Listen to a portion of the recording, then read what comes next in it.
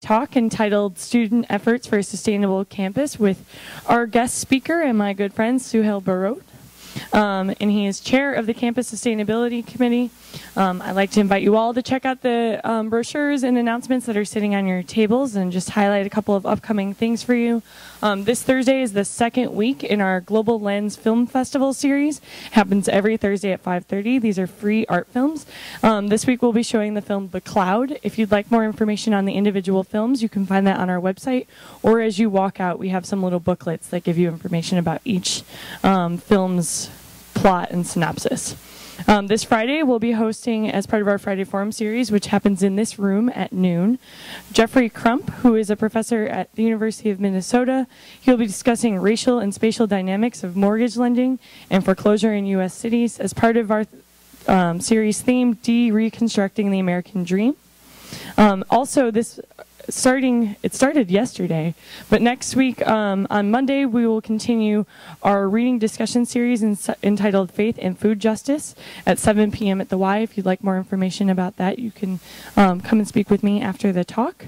And finally, we will continue this series next Tuesday at noon. We'll be hosting Ray Price from iFoundry, and he'll be discussing cross-disciplinary curriculum incubators in the College of Engineering and how it supports those students in a different way than we traditionally think of.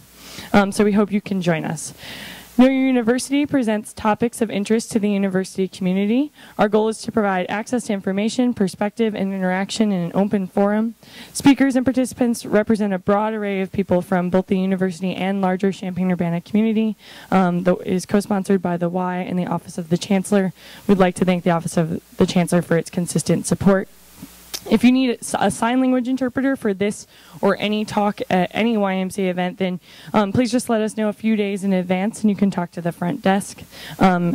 And after our speaker's presentation, we will do a question and answer period using this remote microphone. So if you have a question, please do raise your hand and wait for the microphone to be brought to you, because we're recording things, and that way we get your questions in the recording. If you would like to see a copy of this talk, if you wait a few days, it will be on YouTube, and you can find a link to it on the YMCA's website.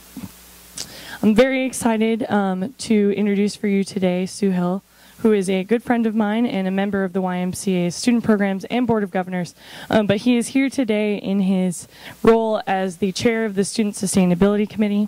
The Student Sustainability Committee's purpose is to explore options for the use of student fees for sustainability and alternative energy generation, and evaluate the feasibility of projects being discussed with the professional assistance of engineers in the Division of Facilities and Services. Suhail is currently a doctoral student in urban and regional planning. He was formerly in the College of Engineering, and I like to tease him that he is an artist now. He is one of the most impressive students that I have worked with in my years at the University YMCA, and we work with a lot of very impressive students. He has been the chair of the Student Sustainability Committee for, is it 2 or 3 years now? 2 years now. He has also been on the board of the student programs of the Y, Engineers Without Borders, Students for Environmental Concerns, and has chaired just about every single YMCA Board of Governors community at some point in his tenure here. So please help me in welcoming Suhail, who is going to tell you everything you will ever want to know about student sustainability on campus and how students can lead the fight for change.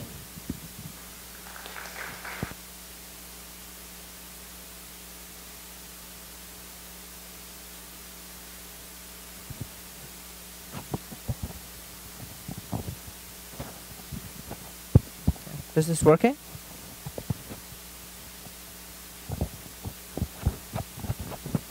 All right. So I want to touch on kind of 4 things today, and I'm probably going to race through the 4th, but we can go over that in more detail if people are interested. I want to start with... Huh? You're not on. I'm not on. What does it say on it? There's a green shining light. Not an engineer anymore. Okay.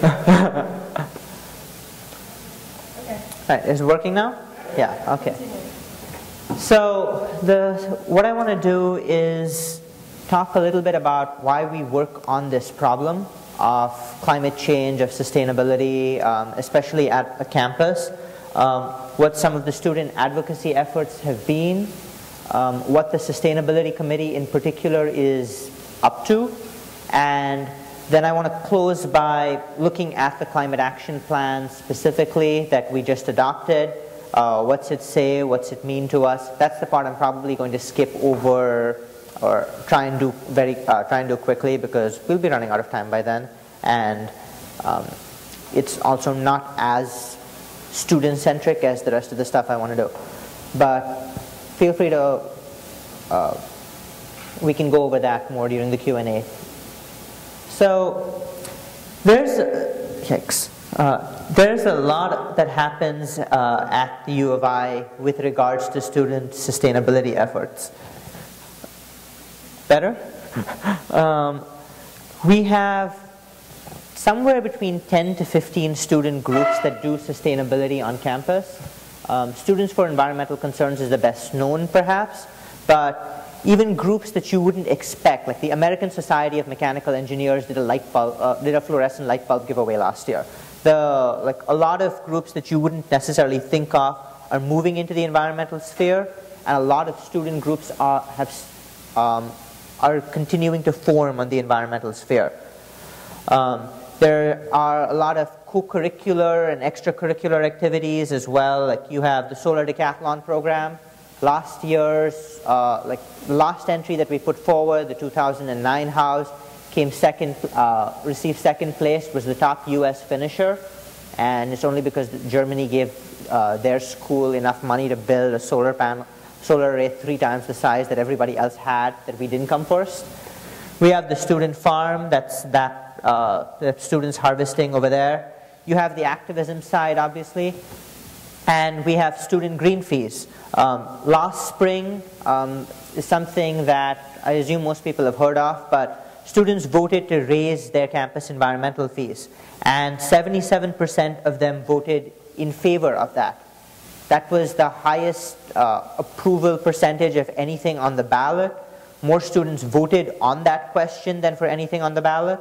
And as far as I know, this was higher than any percentage vote for, like a higher percentage of approval than either of the previous 2 referendum questions on creating sustainability fees, and certainly one of the highest that I've ever seen.